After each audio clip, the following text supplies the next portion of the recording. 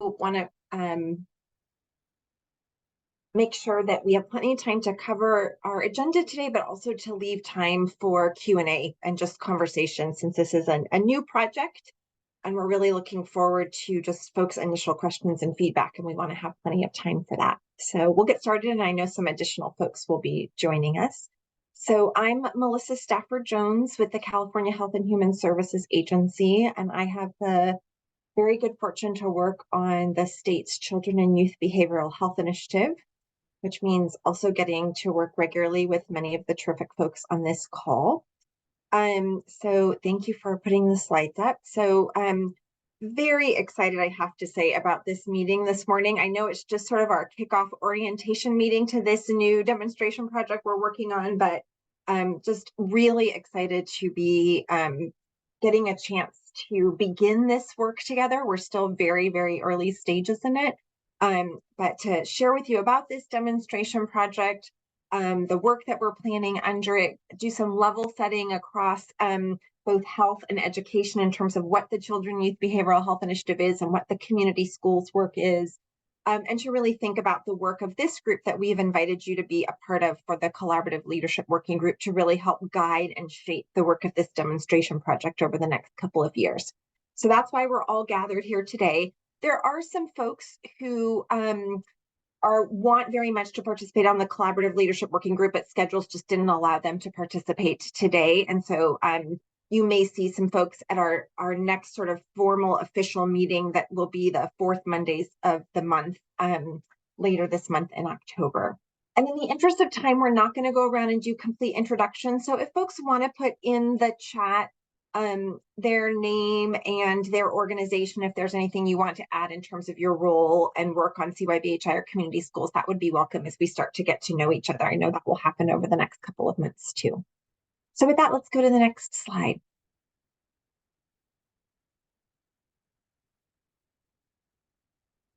Great, so this is our agenda. We just talked about this a little bit. I'm going to give an overview of the demonstration project that we're here to talk about today, both its history and sort of the why behind it and the purpose of what we hope to accomplish and learn from it.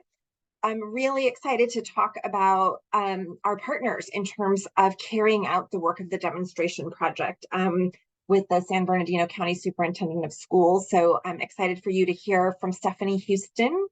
And then, as I mentioned, we do want to do some just basic level setting. We have a really wonderful cross-sector, cross-systems groups of folks on the Collaborative Leadership Working Group, some with deep, deep expertise in behavioral health and the work of CYBHI, and others with deep, deep expertise in K through 12 education, community schools. And we want to just continue to be building up our collective understanding of all of those systems so that we can deepen our collaboration. And then, as I mentioned, we want to leave plenty of time for just Q&A, feedback, questions you have about the project, the Collaborative Leadership Working Group, many of which we may not be able to answer, but we really want to hear what the questions are so that we can be thinking about those as we proceed with the work. Next slide. Great. Oh, and we've come up with this name thanks to the creative folks who did Transforming Together. So T squared is going to be the shorthand name for this demonstration project. Next slide. Okay, great. So I want to just take a minute and share. So how did we get to this meeting today? And because I think it really informs why we're doing this demonstration project and what we hope to both accomplish and learn from it.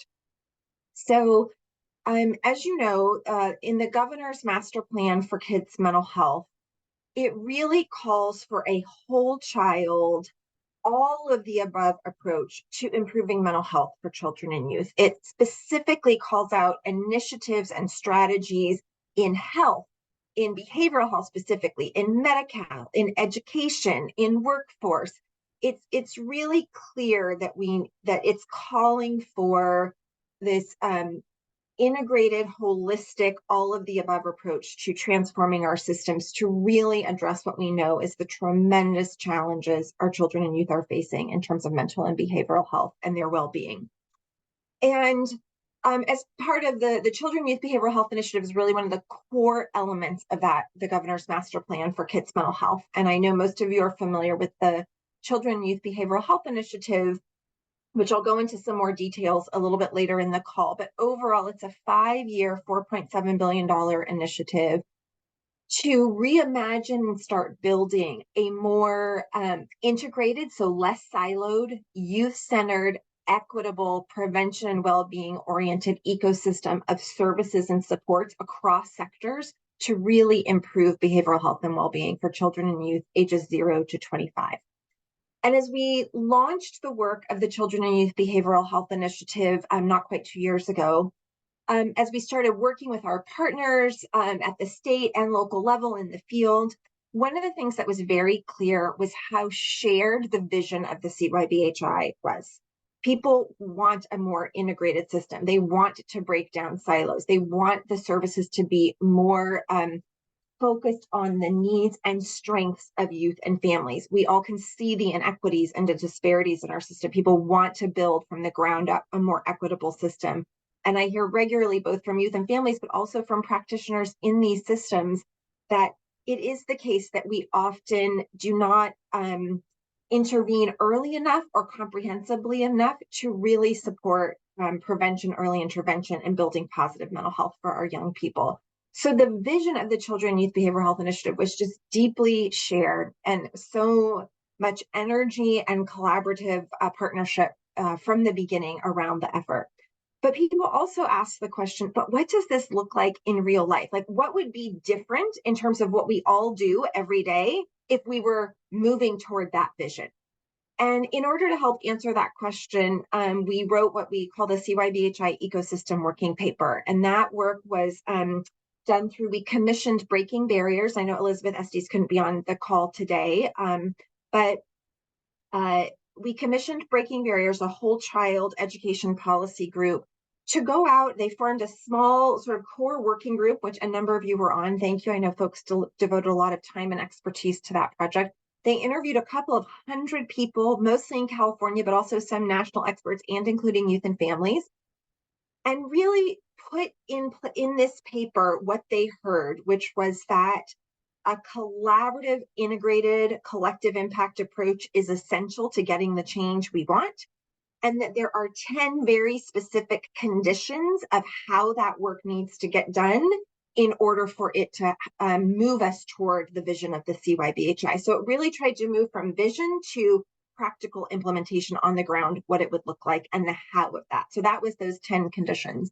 And then, of course, after that paper was released in January, February of this year, so earlier this year, the next, of course, question was, well, how are we going to put that into practice? And there are many elements when we start working through and talking a little bit later in this agenda around some of the specific components of the Children Youth Behavioral Health Initiative and of community schools that are already taking on the challenges of working on those 10 conditions that are laid out in the ecosystem working paper for how we get a more integrated, youth-centered, equitable, prevention-oriented ecosystem for behavioral health for children and youth.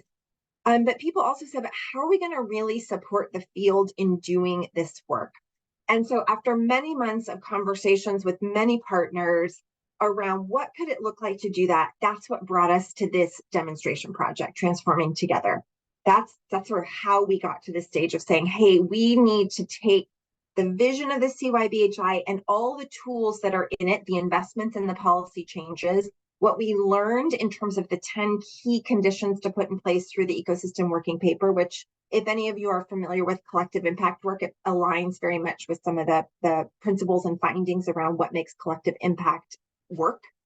And how do we really use all the tools we have in both community schools and CYBHI and other related initiatives, things like CalAIM, things like FFPSA, really focused on prevention in terms of youth and families at risk of entering the child welfare system.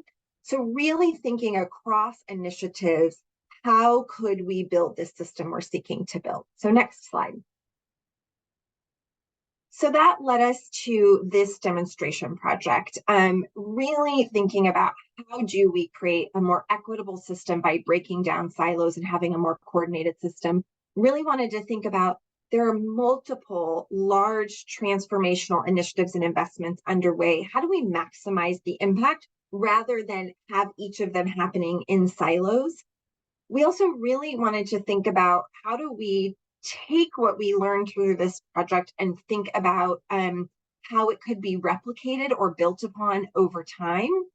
And also, you'll hear a little bit about where this came from when I talk about the components of the demonstration project, but there's also a recognition that we really need to think about how we approach technical assistance as a strategy for creating over time and building the infrastructure for this more collaborative approach.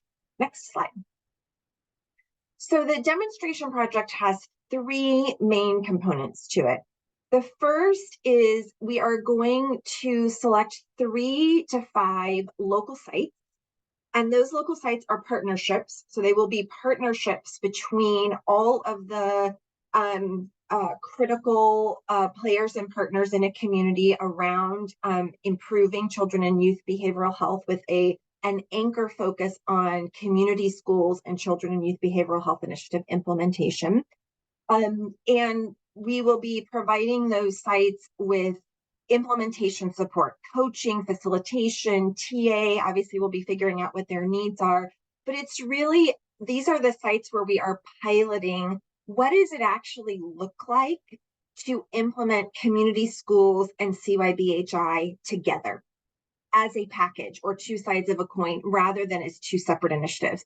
What do folks need to do that work? What kind of supports do they need? What does it take? What can we learn from those experiences? And then the second component of the demonstration is, and we heard this as we were developing ideas in terms of next steps from the ecosystem working paper, that we also need to provide roadmap, toolkits, supports, so that any community, and I know when Dr. Powell presents on community schools, she will probably talk about this, even schools that don't maybe have a community schools grant, but are working on implementing the framework of community schools. How can we put in place some resources, some starting points, a roadmap, tools to support any community that says, hey, we want to come together across sectors. We want to include youth and families at our table. And we want to think about a more integrated approach that really centers youth and equity in our implementation of community schools and CYBHI. So building out that more sort of roadmap at the state level that any community could access and hopefully benefit from. And then this third component actually came right out of the ecosystem working paper and some of its recommendations. One of the findings in the ecosystem working paper was that many partners in the field said, although they appreciate the various technical assistance that comes with different initiatives, it is challenging, frustrating, and sometimes not helpful that all of the TA is very siloed. So the TA provider working on initiative or issue X doesn't know anything about the other initiatives, and therefore each TA provider is providing its assistance in silos, and it's left up to the locality to figure out how to integrate all of that.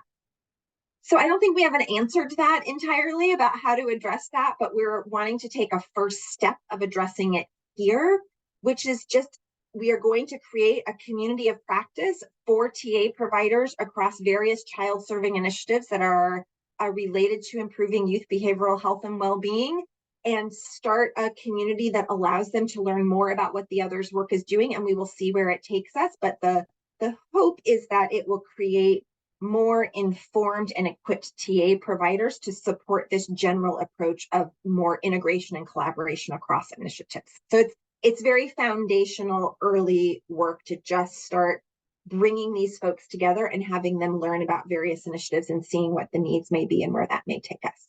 Next slide. So those are the three big components.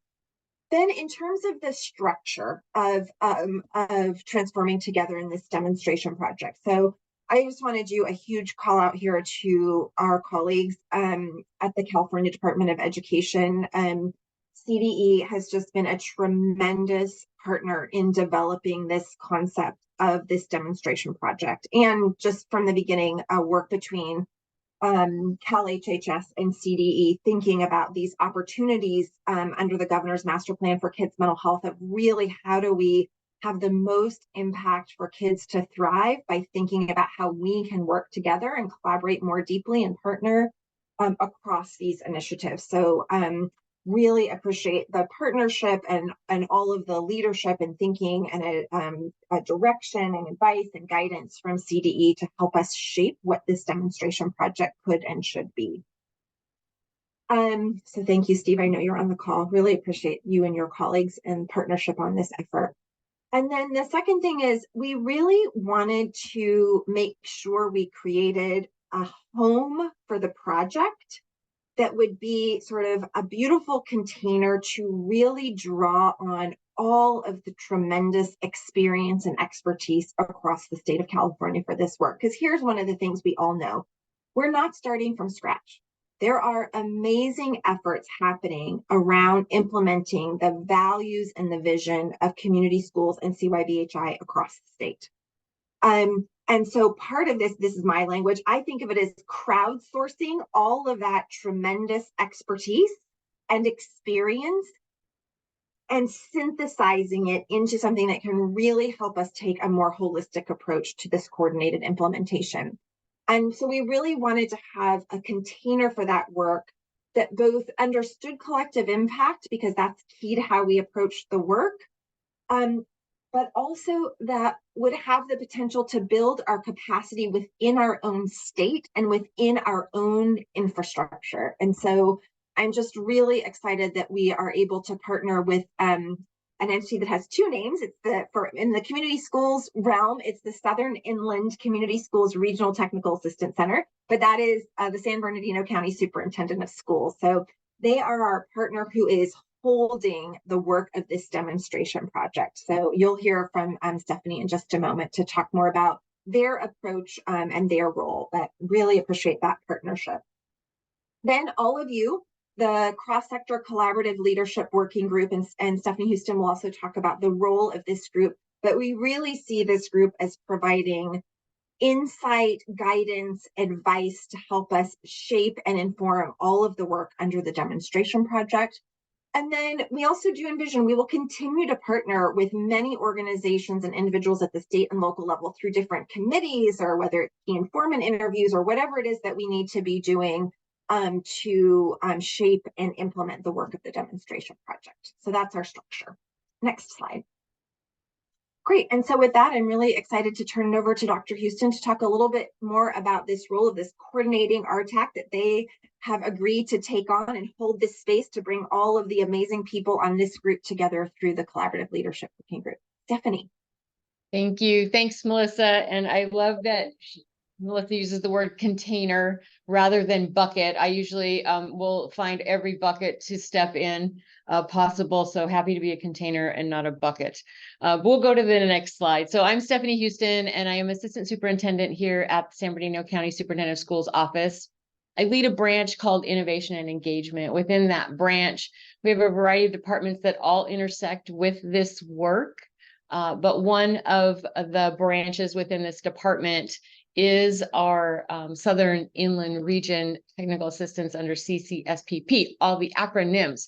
But you can see on this slide here is a map of that Southern Inland Region. So it's green, all of the arrows, the 4 counties that the Southern Inland Region represents. I wanted to just give you that as a frame of reference, because I know we're from all over the state, and we have, large, small, rural, urban, frontier areas within our state.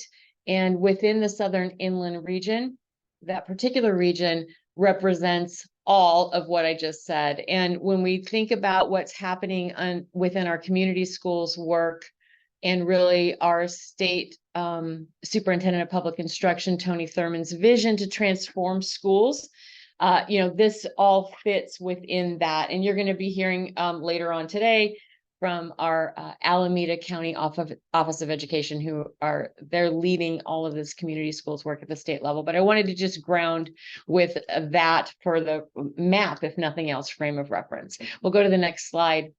So as the container for this work, you can see the bullets that are on here. And if you're familiar with collective impact, you might think of backbone roles and responsibilities.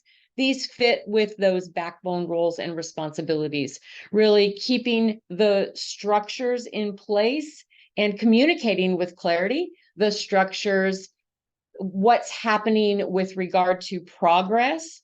And then specifically with this group, this collaborative leadership working group, really ensuring that the sessions are built based on the needs of the communities that you all represent and the needs of what comes out of each of those meetings. So this is cross-sector work. We know that.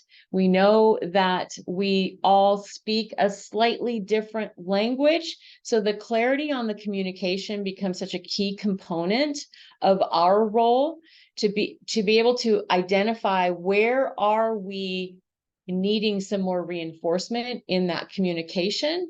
And then where are those touch points within this working group that we can pull from to ensure that we have that clarity of that communication, so that when we move to the demonstration sites and we are piloting, we have a better idea of the elements that we need to ensure we're testing while we pilot. So that's essentially what this slide is talking about in terms of our role. We'll go ahead and go to the next slide.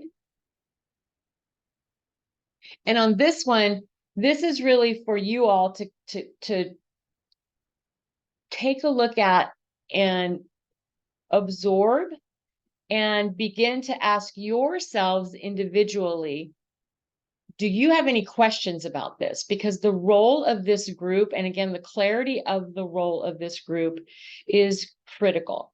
So you are all here because you're cross-sector champions, right? That's one of the foundational elements of building the structures for this type of cross-sector work. So you are the champions within your sector. Part of what you'll be doing in the advise, guide, and shaping is really helping us to map the landscape of what is, what exists. And then from there, helping us to frame what are the common elements, what's the common agenda, what is it that we are going to be testing within our pilots, and what is it that we need. And then as champions, when we're talking about the resources and the access and the integration of this work, you are all in a position to help us to build the public will around the agenda, around what it is that our commonalities are. So the integration of this and the collective nature of this is such a huge piece of the commitment. But to get that strength in the commitment comes from all of us helping to build that public will. So this is a lot of this is Collective Impact 101.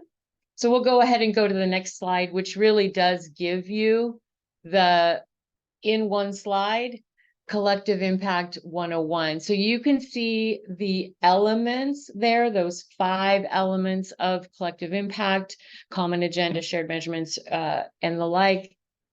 I love the quote that is here, bringing the right people together with good information, authentic vision. That's what we're talking about. When we are in a position to really maximize the success of collective impact, we know that we're replacing our competing agendas, our siloed funding streams, and our duplication of services with really a shared vision around evidence-based practices, collaborative action, and at the end of it, sustainability. We have a finite time domain with these investments that we have to really be able to work with to build this collective reimagining of our entire ecosystem.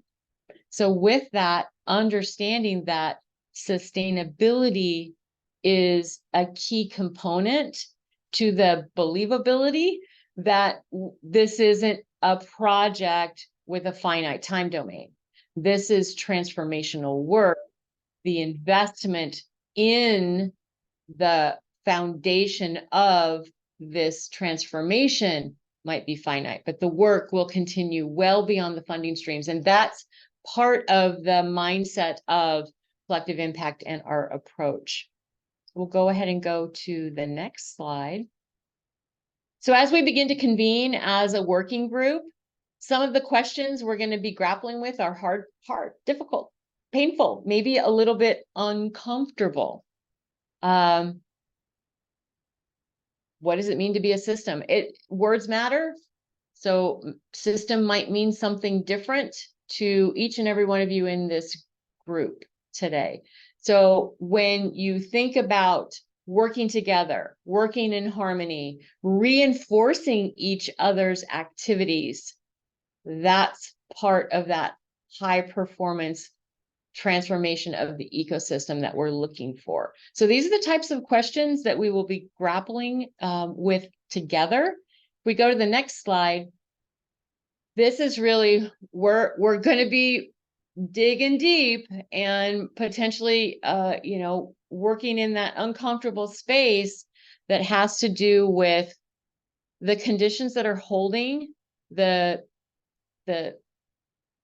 systems that we want to transform. What are the conditions that are holding those systems in the places that they are? Why are we in need of transforming? Why are we in need of integrating? And so when you look at this slide and we start talking about resource flows, relationships, power dynamics, and mindsets, that those are adaptive challenges. Those are heart, mind, gut, and soul conversations.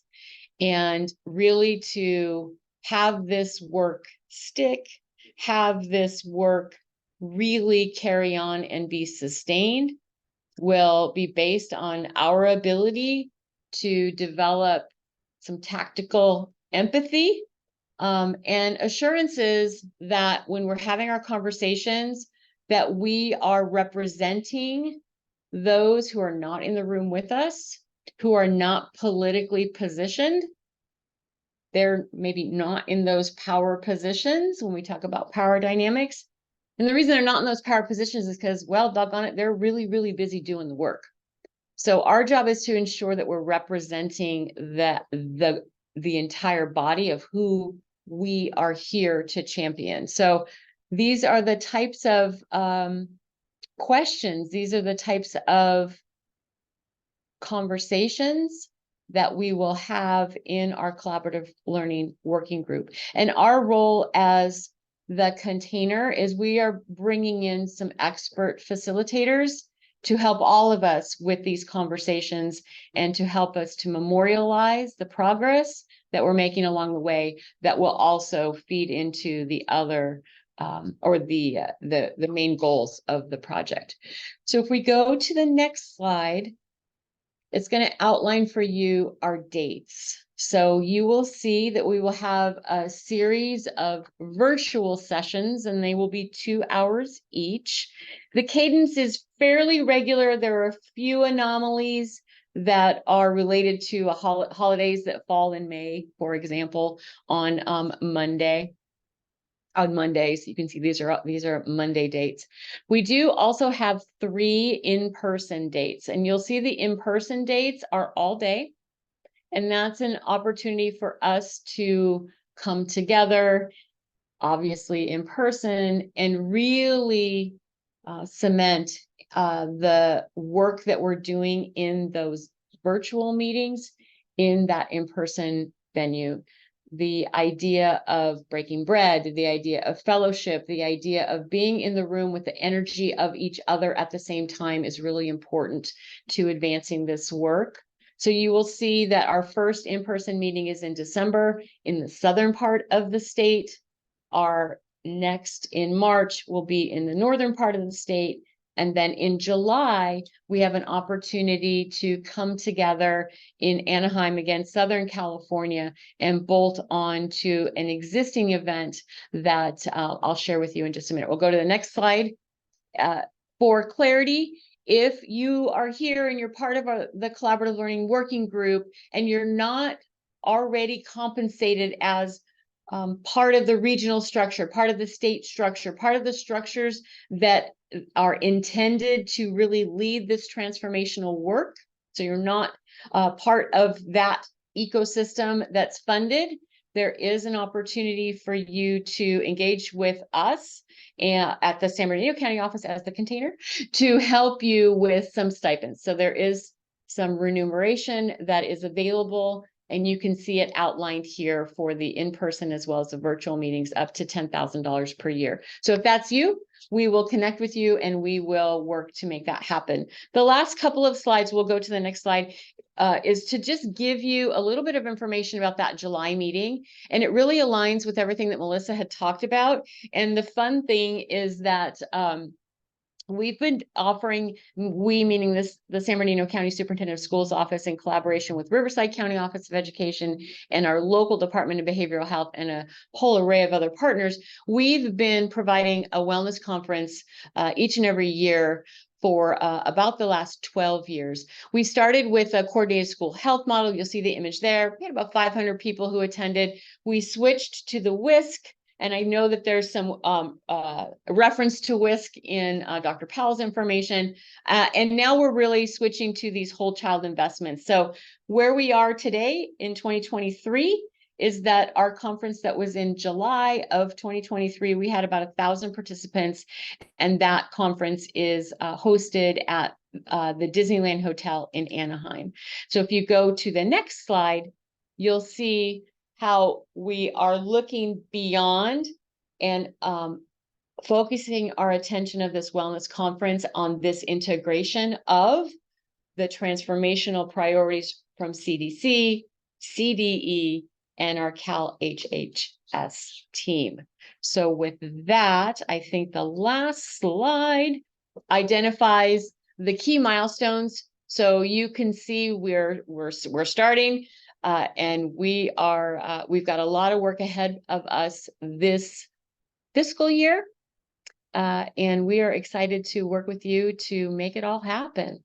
So with that, I am going to go to the next slide and toss it back over to Melissa. Thank you. Stephanie, really appreciate that. Yeah, and before we move into some work around sort of stage setting on both the Children Youth Behavioral Health Initiative and community schools, I really want to appreciate the role that San Bernardino is taking on here in this container, because I want to be really clear, and we have talked a lot about this, and many of us on this call have talked with each other about this around we don't yet have anywhere in our state necessarily where all of the expertise has been able to come to bear in one place for everything we know about best practices, all of this work of integration and equity and youth-centeredness and moving upstream. But we know different pieces of it are happening all over the state. And it really does, and any of you have been involved in different collaborative groups, it really takes a lot of intentionality to be and create the space that actually brings all that expertise together, not just in a way where you're highlighting it, but it's creating a path forward to move forward together to create the next sort of generation of work. And so I really appreciate the partnership with San Bernardino to be that space, to really create that opportunity and that container for us to all come together and be supported in drawing on the expertise that exists in everybody in this group and beyond out in the field. So it's such an important part of the work, I think, to move us forward. So look forward to that partnership and all that work. And just thanks to all of you for being willing to bring that expertise to bear and figure out how to make it fit together with all of the other expertise in the room. All right, so we will have a chance at the end. We're going to leave plenty of time for Q&A around the demonstration project. I have no idea what you're talking about, Melissa, on component 2, or, Stephanie, what does that mean? Or how's that going to work for the collaborative leadership working group? We want to answer as many questions as we can.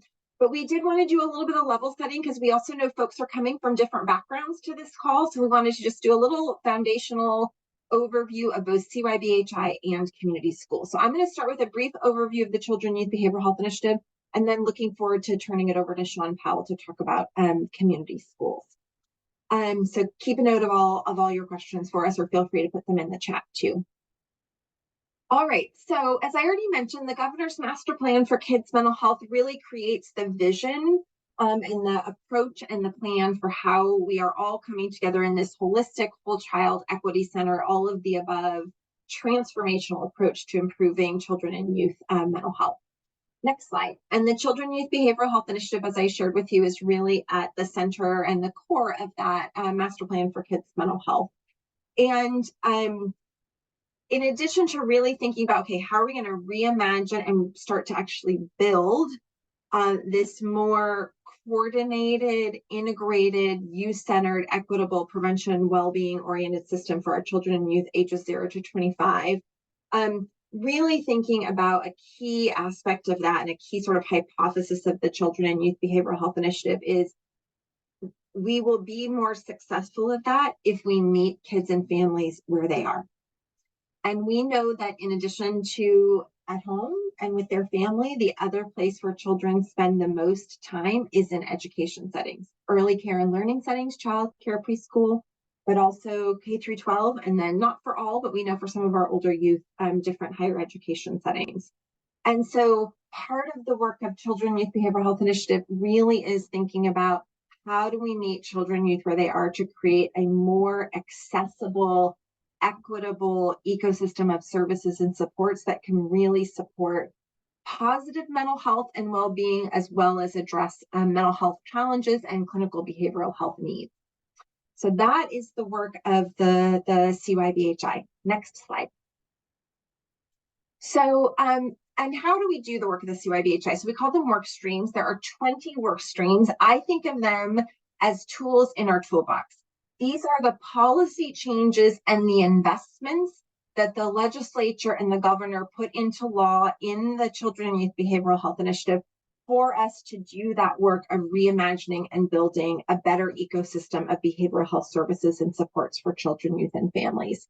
And so these tools really fall into 4 big buckets. And during the Q&A, I'm happy to answer any questions around sort of the work of any of these work streams. But they fall into 4 big areas.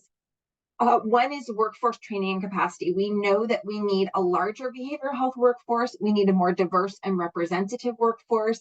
Youth have been very clear with us that they want a workforce that looks like them, speaks their language, comes from their community, and understands their experience. But also within the existing workforce that we have that is connected to kids, how do we support them in increasing their capacity and capability to support the well-being of children and youth? So really a significant focus on workforce. Second is really thinking about building up the infrastructure of this ecosystem. So that includes bricks and mortar. It includes partnerships. How do we really proactively support the kind of collaborations and partnerships that we need? How do we build out some of the infrastructure, for example, in crisis response?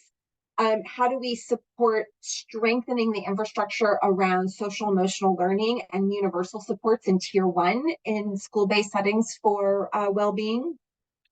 And also the other piece it really includes, we know that in addition to home and family and education learning settings, the other place our youth are is online. And so we're also building a virtual services platform that is meant to be a safe, supportive, accurate space for youth and parents to get information and active supports for behavioral health needs. The third area is really around coverage and financing, and both expanding some of the services that are available through Medi-Cal related to youth behavioral health, but also a really important piece that I know many of you are familiar with, which is putting in place a multi-payer fee schedule that is meant to be an ongoing financial mechanism for schools to get money for schooling to behavioral health services that is not limited to the 5 years of the initiative, it's ongoing. So it's really a critical engine of fiscal sustainability for all the work that we are doing, particularly in school-based settings in the Children and Youth Behavioral Health Initiative. And then the fourth area of work in the Children and Youth Behavioral Health Initiative is around public awareness and stigma. Youth continue to tell us that stigma remains a barrier to them getting access to the services and supports they need. And so we have some very specific public awareness and education campaigns around stigma reduction, understanding ACEs and toxic stress and how you can respond to them. Specifically, of course, because we all know about the heartbreaking increase in suicidality amongst our youth in recent years. So a very specific focus on youth suicide prevention. And also not just in this video series for parents, but across many aspects of the Children Youth Behavioral Health Initiative, recognizing that children especially younger kids, right, are not alone. They are living in the context of families, and how do we support parents and families in order to support youth behavioral health and well-being? So those are the 4 big buckets of our work in the Children and Youth Behavioral Health Initiative. And all of these different work streams, they are in different timelines, but they have all been in the process the last couple of years of research, planning, design. Almost all of them now are in implementation mode. And we also have evaluation work that we're doing in the Children and Youth Behavioral Health Initiative. Next slide. Great. So I wanted to highlight on this slide, these are the work streams that are most specifically related to school-based behavioral health services. So I talked a little bit about the fee schedule, the workforce investments, both in terms of building a larger behavioral health clinical workforce, so we just have more clinical capacity, but also adding this new wellness coach role, which is a sort of a preclinical, non-clinical role for coaching supports that will be able to operate in a variety of settings, but including in school-based settings, to really supplement and build out the team that's able to support behavioral health supports and services on school campuses. I mentioned some of the partnership grants, really work that's happening between schools and Medi-Cal managed care plans through SB-HIP that I know many of you are familiar with, to really support that collaborative infrastructure. And I've heard that from many, many partners around how valuable focused investment is to build partnerships for entities that had just not had a chance to work together before or had faced a lot of barriers to partnering, but really building up that collaborative infrastructure. And then you can see some of the others here. I'm happy to answer any questions about them, but I wanted to highlight for you which are the work streams that are probably most relevant to this demonstration project, given that they are related to the school-based aspects of the Children and Youth Behavioral Health Initiative. Next slide.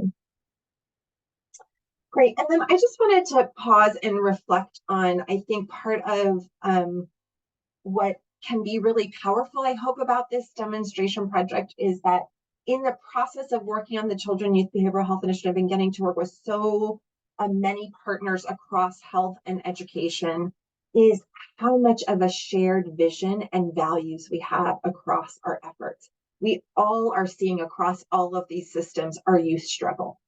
We are all really working on whole child approaches that deeply center equity and really taking on that hard work of thinking about how, if our current systems produce inequities, how do our systems need to change to really center youth and advance equity? And this joint recognition is that for kids to thrive, we need both their health and learning to be sort of the best it can be, and that those are interconnected. And so our systems need to be interconnected. And I was at a meeting yesterday, actually, I know Laura Hogan is on this call, but there was a meeting that she was behind yesterday, a convening that I was at, in one of the speakers talked about, it was also work that's happening in sort of the collective impact space, but more in early childhood settings. It's really talking about, at the end of the day, it's about creating an integrated experience for kids and families, not for us, not us systems people, but really like for kids and families to feel like they are having this holistic, integrated experience in terms of supporting their children's thriving, both in terms of their health, their well-being, and their learning. And so for us to be able to come together on that, I just think we're so grounded in the same values and approaches. It's really powerful. Next slide.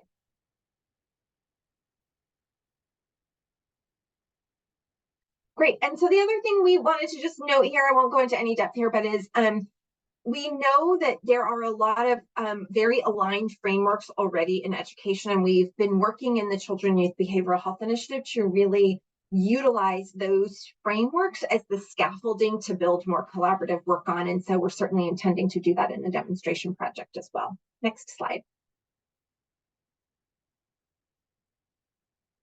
Great. And with that, I will be happy to answer any questions about the CYBHI that folks have, but I look forward to turning it over to Dr. Powell. And we might need to do a quick slide refresh just to make sure we have the most current slides that she wanted to be able to share, but really looking forward to increasing all of our understanding, particularly those of us who come from a health background around community schools. So Sean. Good morning, everybody. Glad to be in this space. I had to check. I had to check. Next slide. My name is Sean Powell. I'm excited to talk to you about how we are seeing community schools and the CYBHI coming together. And really foundationally, what we believe is that the work that we're doing is about reimagining public education in California as a whole. It's not about making things fit, but it's about innovation and truly reimagining a more integrated way of supporting our whole child, the whole child. Next slide. My name is Sean. I am the Senior Chief of Student Services here. My background is in schools as a social worker, but also in community as a social worker, both a school social worker and licensed clinical social worker. And I've had the opportunity to do a lot of work around the CYBHI and particularly sustainability of some of the work across the state. And I'm here today with a colleague and friend, Michael Essien, and I'll have him introduce himself. Good morning. My name is Michael Essien. I'm the Executive Director of Community Schools here, Alameda County Office of Ed. Briefly, my background, I'm a math teacher, Algebra 1, 2, trig, geometry, but I'm also a certified education specialist with a background in 15 years of teaching special education, special day class, as well as resource specialist. And I am a community schools advocate at the state and federal level. And I currently have the job of being responsible for supporting the STAC as we roll out the CCSPP throughout the state of California. Thanks. Next slide. So let me start with saying that we believe that community schools are about serving the whole child. And that is the fundamental work of us in education. Like, our role is to support the whole child. And as we're thinking about the community schools, we don't see community schools as a framework. We actually see community schools as a strategy that all schools are actually working toward and already have elements of utilizing, whether or not they have community schools, CCSPP, grants and funding or not. This is just how we do schooling, how we aspire to do schooling. And so I'm going to have Mike walk us through a little bit about the community schools strategy. So thank you. So what we're really talking about is a broad strategy that humanizes the learning experience. And it recognizes that teaching and learning is a complex endeavor, and it's more than just academics. Traditionally, schools have been focused primarily on academics, and whatever other issues that are part of our human experience, they were not necessarily recognized. But the community schools model, it basically says that teaching and learning is a complex endeavor, and in order to reach the academic needs of students, as well as those who are educators and parents, that we need to do an integrated focus around supports so that teaching and learning can thrive. So we're talking about health services, social services, whatnot. In order for that to occur, community schools say that we need to do something very specific. We need to do a needs and assets assessment of the students, the educators, and the families at each school site to drive what we're doing. And once that's done, we can then partner with community-based organizations, local governments, to try to address those varied needs of the students, the educators, and the families, so that we can have environments where kids can thrive. And so if you look at the bullet points, this is what they're talking about. If we engage in that, we will produce positive school climates, trusting relationship, and rich learning opportunities for all involved, the students, the families, as well as the educators. Next slide, please. So now that the California Department of Ed, the governor, the state superintendent, Tony Thurmond, have provided $4.2 billion to roll out the CCSPP. Well, how does that work? What does that look like? This is the structure of support that we are engaged in right now in rolling out the Community Schools Initiative. You can see at the core is the STAC CDE, which then supports the RTACs, which then are supporting the County Office of Ed. So there's a particular rollout. What's important about this structure is that we now have an opportunity, as we're talking about reimagining the schools.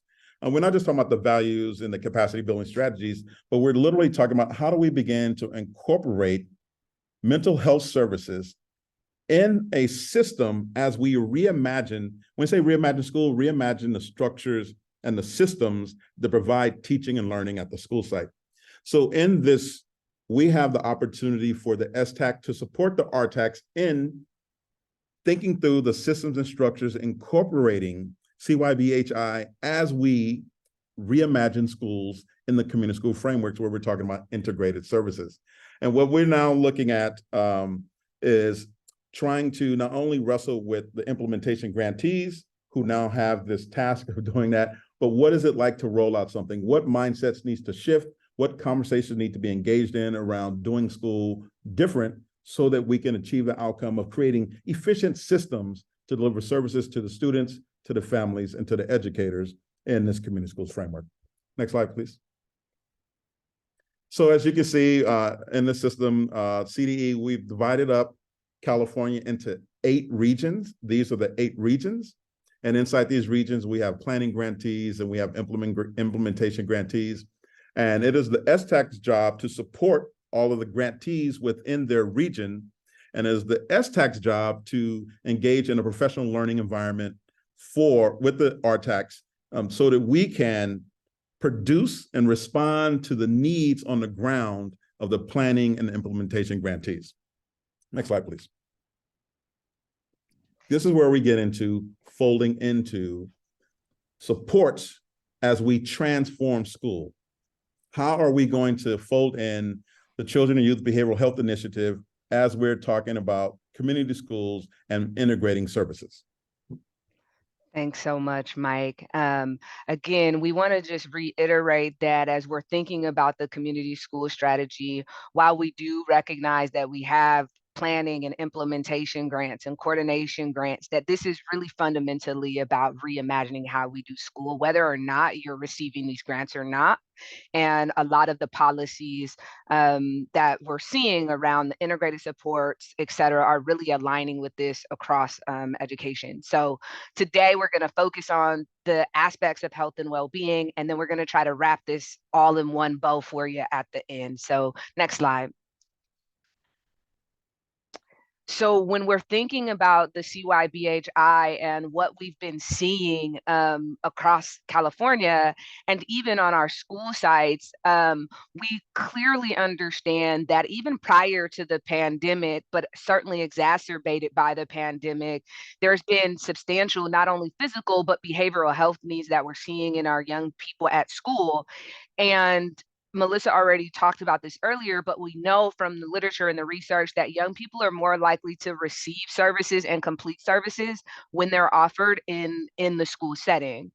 And we also know that when that occurs, there's implications for their educational outcomes. We know that by 3rd grade, 6 out of 10 students have experienced tooth decay, and that impacts their health and well-being. We also have a number of indicators around how behavioral health impacts school attendance and chronic absenteeism, the contributions and correlation between health and suspensions and expulsions. So therefore, a long time has been this correlation in the way that when health and well-being needs are not addressed, how it manifests and how it shows up in our schools. Next slide. And so I won't reiterate all of this, but we know that there's been substantial investments to address these needs and really thinking about how do we do this in an integrated way. For so long, we've done a lot of work around this, great work in silos, and now we're thinking about how do we fundamentally build an integrated system of support. And for us on the call, who are serving in policy making roles and other roles, it's how do we serve as backbone agencies to transform our system so that we can better support community school strategies happening at the local level, where our schools are able to implement design programming and supports that really meet the local needs of students within their context. And California is so broad, so wide ranging from rural to urban, urban, small, large, that we really need to reimagine not only what's happening at the school sites, but fundamentally, how do our agencies, how do our partner agencies support schools so that we are not unintendedly actually being a barrier to the work that our sites are trying to do to provide these supports. Next slide.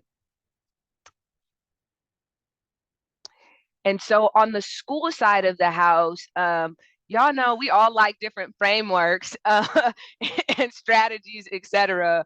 But what I want to say about this is that there is already, and has been for a really long time, synergy between community school strategies and on the health side, what we call WISC, or the whole school, whole community, whole child model, which encompasses behavioral health services, but is not in totality all of behavioral health, is not only behavioral health services.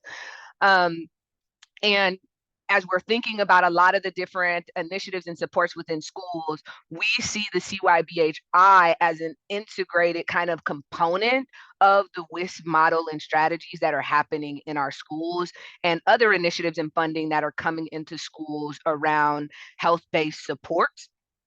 But as we think about the values, tenets, and approach to the work around what does this mean for our community? How are we engaging with community? How do we have shared leadership?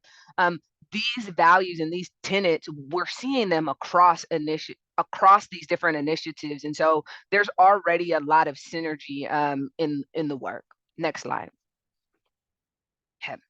And so when we're thinking about in the school context, how do we operationalize CYBHI in a school context?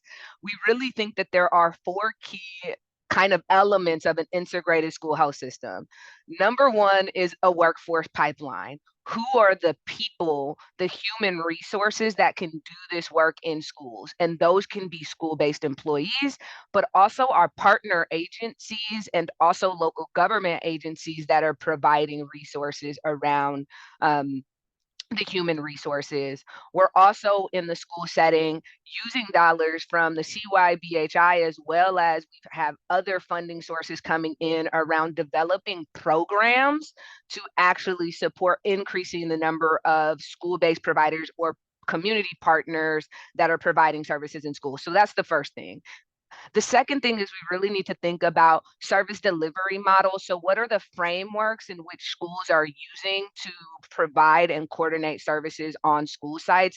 And how do we integrate and coordinate those with our partner agencies? And so that might be MTSS. It might be the Interconnected Systems Framework. It might be PBIS at that school site. But these are frameworks that are meant to serve as containers to help us organize the delivery of health and behavioral health services at our school sites. You heard earlier folks talking about the technical assistance infrastructures that need to be built and integrating those. And lastly, the sustainability pieces that need to come with the integrated health. Next slide. Okay, and so just for those of you who may not be familiar with MTSS, we wanted to visualize, as we think about in the school setting, different tiers of support, what this could look like. We wanted to just give you a demonstration of how we are thinking about tiers of support and what might fall into those from a health-based perspective. Next slide. And we want to begin to think about sustainability of this. And we know as part of the CYBHI, we now have this transformative opportunity around the school link services, multi-payer fee schedule as a strategy, not the totality of how we sustain these supports, but it is one strategy that our schools can utilize regardless to what school health framework they're using, whether that's MTSS or ISF or PBIS, that the introduction or expansion of the school health billing systems infrastructure can support us in expanding our existing frameworks that we're using. Next slide. And so what does this mean? So let's as you're looking at this kind of community schools arc of transformation, what we've tried to do is visualize how does all of this come together under a community school strategy. And so at the top is the what for the work. And we really have these various containers of work as we're looking at the community school strategy. One of them being health and well-being, and schools are supporting this area of the whole child. And using the CYBHI within that. And many of our schools are doing that through the multi-tiered system of supports. And that is the technical aspects of the work. But the how that this transformation and integration can happen is really those adaptive pieces of the work that Stephanie was alluding to earlier. And we've tried to articulate some capacity building strategies that we are looking at within our schools, but also supporting our partner agencies engage in some of these adaptive pieces of the work with us for the purposes of building racially just relationship-centered schools, having shared power, continuous improvement pieces, and classroom and community connections. And the big question that folks have been asking is, well, then how do you sustain this? And what we're saying is that there's not one funding source that can sustain community school strategy.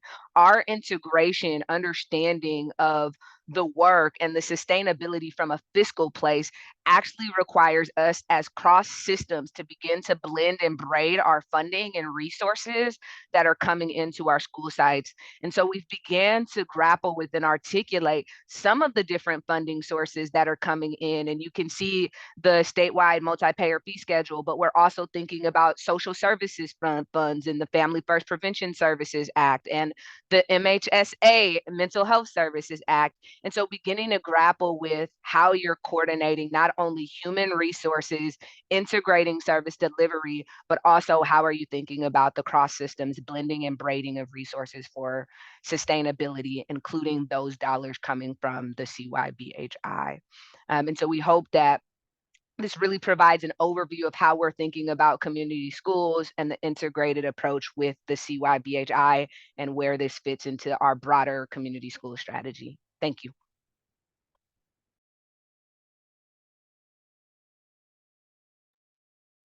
Thank you so much, Sean. That was such a great way to connect all the dots across all the different conversations this morning. Thank you. So we're going to take down the slides and we're just going to open it up. This is, we really want to hear, what are your questions, your wonderings, your comments, your confusions, your area where you just want to provide some initial feedback on the project or the role of Collaborative Leadership Working Group or opportunities you see. It's really just a time for us to sort of start to create some shared space and shared understanding of the work we're embarking on.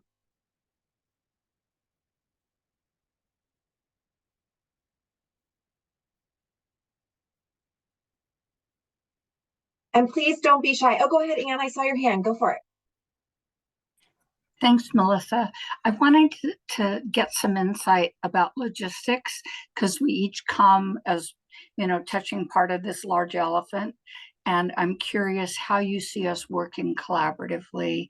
Are you going to do work groups? You know, how do we operate? Thanks. Yeah, thanks, Anne. That's a great question. And it's a great chance also to highlight for our different partners on the call. So you see some of our department leads like Anne from HCI are on the call today. And so DHCS, Ken, I see you on the screen. So thanks so much for being here. So we know that DHCS is going to be on the Collaborative Leadership Working Group on an ongoing basis, just because so many of the school-based work streams are housed there.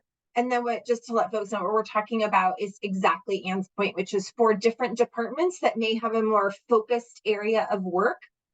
We do plan to use different sorts of committees or working groups on different topics. So we'll make sure we bring that expertise, whether it's from inside the departments of Cal HHS or candidly other partners out in the field who aren't on the CLWG. But if we're working on something, we say, hey, we really need that expert to be on this committee to figure out, you know, this aspect of the universal roadmap. We have a structure that will allow us to bring those folks in. Ahmad, I see your hand, and then Jason. Yeah, and I don't know if this is something that it's more like a thought versus something I think that can be answered, because I think we're further along in the process. But knowing that we have a significant shortage for our workforce for the behavioral health, and And I understand that the behavioral health wellness coaches is a way to try to close some of that gap. Has there been consideration made though that could actually stifle us getting that clinical level? Because years ago we had, LCSWs, and then with the MFT option, which was a little less in terms of hours, a little less in terms of the schooling, more people went into that. Now we don't have enough LCSWs to supervise LCSWs, and now we have LPCCs. And so, an alternative. So now people are going like, well, this is a shorter course, this is a shorter route. I can get licensed and do the same work, quicker than say an MFT. As we kind of try to close the gap by getting more people to provide supports, are we potentially slowing that pipeline to where we really need it? I can't remember the exacts, but San Diego did that study with the economists, and I know they've proposed an innovation plan to try to address, for example, their workforce shortage, and somebody from HCI may remember that one better, but it's not a few hundred, it's thousands of people they need in order to keep up with the demand the next 10 years. So, and I'm just wondering that could, if we put too much emphasis on the behavioral health coach, do we get people going into that, which we want, but then going like, oh, I've got this job, I'm doing this thing at the school, I'm just going to sit here, and we don't get people continuing on that and inadvertently kind of slow down that area where we need is that clinical support. And I know in the public system we have that, a huge demand, but it's outside of the public system. A lot of our students are going to probably be eligible for services through their managed care plans and private insurance, and because of their shortages, they're telling us 3 months, 5 months when we're trying to link people. So my thing is, I love the idea of the behavioral health coach. I'm just worried, or I guess I don't know if we had thought about, does that potentially stifle people kind of going like, well, we need the clinicians too. So that's not against it. And then this is probably not the form, but when I saw the slide, it kind of, the hamster started running. Yeah, let me share a little bit of background on sort of CYBHI, and then also maybe connect it to the demonstration project. So just for clarity, absolutely, wellness coaches, that new role is one of the areas of investment in the CYBHI for workforce, but not the only arena. So, and we, HCI, and in the interest of time, I might not turn it back to Anne, but it's something happy to do more in the future as we get into some of this work, but is very intentional about trying to build a career pathway for people, which is why one of the reasons why, the concept is wellness coach 1 will have an AA degree, wellness coach 2, a bachelor's degree. We really want to give people that pathway into master's level clinical work if they want to do that. So, and make it a great job in and of itself as a wellness coach. But, so that is definitely there, but also, as you know, there are many other investments in building out the clinical behavioral health workforce that are investments specifically in CYBHI, but also investments that aren't specific to CYBHI, but building out the clinical workforce, because we agree, we need more of all of those levels. It's not an either or. And then there are also investments we don't talk about quite as much, but there are investments in the education realm through education funds, actually for PPS, for school-based behavioral health providers with a PPS credential as well. So I think we are trying to hit on all cylinders in behavioral health. But to connect it to the demonstration project, you actually raise a really great issue, which is it will be interesting to see what we learn, even though it's a small number of sites, around what are the opportunities those sites see for sort of building out the different parts of the team they need as they think about this coordinated implementation of community schools and CYBHI. I hope we have some really good learnings there from that too. And as I said, HCI is also going to be doing employer grants for the wellness coaches to think about, support employers, think about how wellness coach fits into a team, not just sort of as its own role. And I think we'll have some learnings from that simultaneously. Jason, Steve, and then Mary Jane. Thanks. It's great to see everybody. And I know this was mentioned in the chat, but this is a pretty rock star crew, Melissa, that you and San Bernardino and others have put together. So appreciation for that. And and I think, Ahmad, this builds off of like the very direct example you were talking about with workforce, but and we put up a lot of frames today on the CYBHI and community schools and T-squared, and as Sean was, putting up the kind of integrated school health framework as well. And, one suggestion I just wanted to throw onto the table, and perhaps you guys already have this planned, but in thinking about this group's collective impact, they talk often about being able to come to a small number of pointed priorities that kind of like push through a window, which you guys were clear, like this isn't going to be around forever. And it is a demonstration project. So one question I would wonder about is, what are we trying to demonstrate? And what is like the best one or two things that we can collectively circle around to demonstrate that thing to the state, to the field, across education and health, that's going to help us get to whatever that next stage is? Because I assume that everyone's here because we believe that this has to go beyond the limited time frame that we have for this demonstration project. So just wanted to offer that to the team.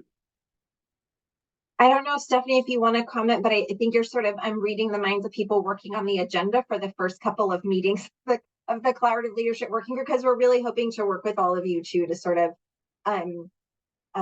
refine and really lean in terms of how do we really want to articulate what the most important goals are for that. But Stephanie, do you want to add anything?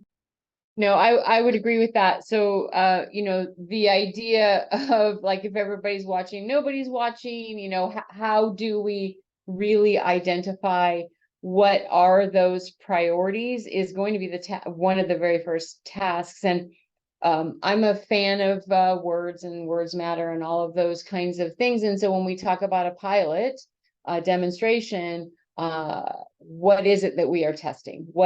And so identification of those elements that we are testing during this demonstration, task one of this group.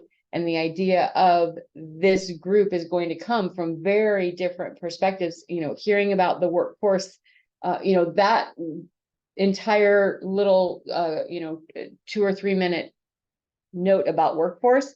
Well, that conversation is happening in every sector. It's happening in the education sector. It's happening in the safety sector. It's happening in the hospitality sector. So understanding those elements that are common from the jump will help us to identify really what are those priorities. So again, we've already just today, that workforce piece. We can design the greatest system known. However, if we don't have the workforce to support that at every stage of the integration of sectors, then I don't know if I answered that, but thanks, Stephanie. Steve. Thanks so much, and thank you. Thanks. Just want to say thanks to Melissa for your incredible vision and leadership on this demonstration project. I know it's been more than a year in the making, and to see it come to fruition is really very, very powerful, but a great tribute to you and your vision on this. And huge thanks to Stephanie and the San Bernardino team on behalf of the California Department of Education. Thanks for everyone for being here today. I wanted to just weigh in a little bit on Ahmad's question, and really challenge us to explore, potentially including a higher ed partner in our conversations. I don't know how it would fit in exactly with the working group, but Melissa and I are aligned. The superintendent is aligned. We see many positions, especially the behavioral health coaches here in this context, but also more and more in terms of certain positions at the school site within the communities, the CCSPP funded positions. We want to look at this in terms of career ladders or career pathways. And to do that, we may have to be even more intentional in terms of working with a higher ed partner to make sure that we are able to reduce the barriers for our workforce who may be coming into our system of support, so to speak, as a behavioral health coach, as a TA, as whatever the position might be. and making sure that we have comparable intentionality around their career path and career ladder. And the demonstration project might be an important place to explore that as well. Thanks, Melissa. Thanks, Steve. And yes, HI is doing so much work with higher education, so really appreciate that point. And I'm not sure, let us think about sort of it. I think it might work more, excuse me, in more like one of the committees where we're figuring out some of the workforce issues that might relate to the universal roadmap, or how do you make sure you have the right complement of a team, and what can be your partners in terms of, it's a great point of how can you be partnering with higher education to support that effort. So I love that suggestion. Mary Jane. Hi, all. Good to see so many beautiful faces in this space. But one of the things I was thinking about with this specific project is that the needs assessments of the existing RTACs might be quite useful to synthesize. So I've seen Los Angeles, obviously, and like highest need requests there are really collective leadership. So perfect. But the other thing is how to use data to actually measure, monitor, support the initiatives. And, family engagement is another struggle, especially for, the families with the least resources to just be engaged. So like really looking at that underneath the pyramid, the deepest water, right? How do we make that move? But maybe, like I'm saying, is just starting to think about what the synthesis of the RTAC needs assessments are showing. And I know Michael may want to jump in there. Thank you.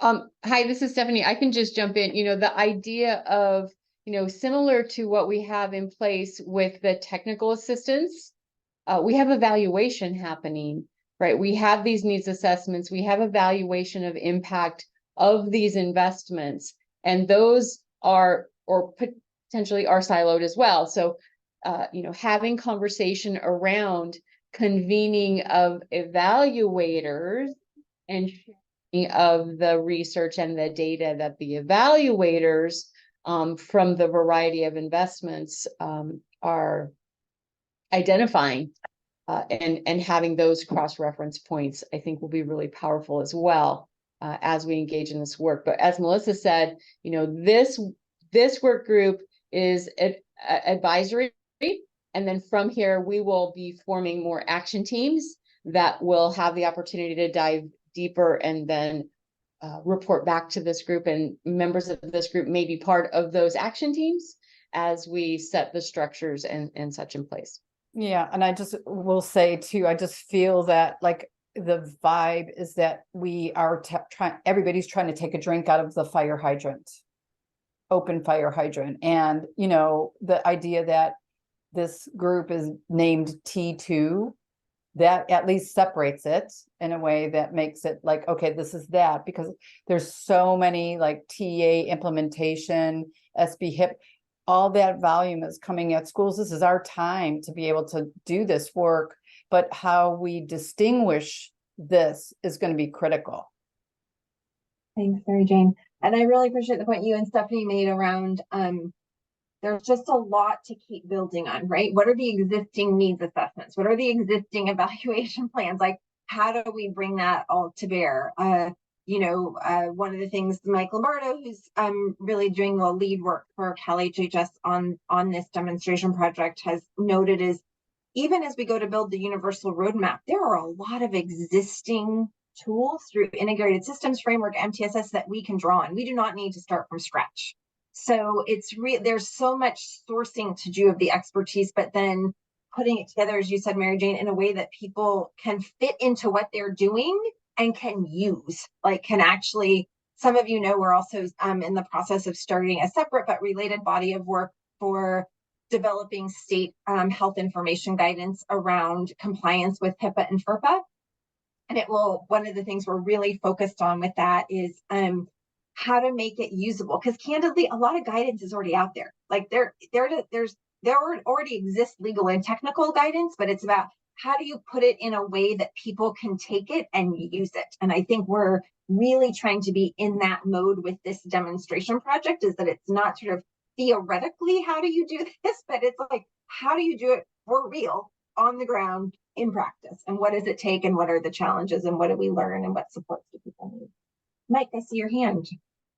You took the words out of my mouth.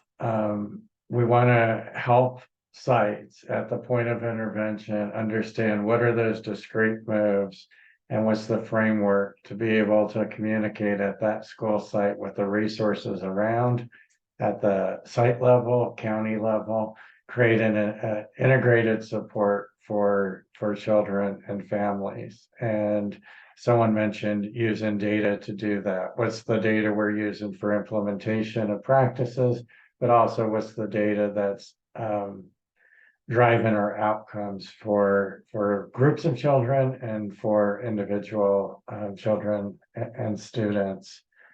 You know, I'm not going to use the bucket metaphor. You're welcome, Stephanie. But think of it as two things. We need to really see, how do all the state systems align together? And how do we, as a group, understand what each other's doing and understand the implementation of MTSS and PBIS together with community schools at the state level, and what resources are there? How do we do a better job integrating at this level? But also, how do we teach that at the school site level? And like Melissa, Jason, and some others said, you know, that there are jumping off spots. There are opportunities to use existing frameworks and areas of implementation that can make this very large task much easier for us. Thanks, Mike. I also Other want questions, wonderings, reflections, anything somebody put in the chat that they want to highlight or respond to something they saw in the chat?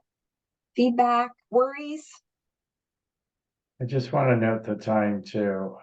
We want to give James a minute or two to talk about this amazing resource they set up called LiveBinder. And it's, you know, all of you are wondering, how do I get the materials? James is gonna tell us how to do that after we conclude the questions. Great, thanks, Mike, for highlighting that. Any last question, comments, feedback, wonderings people have?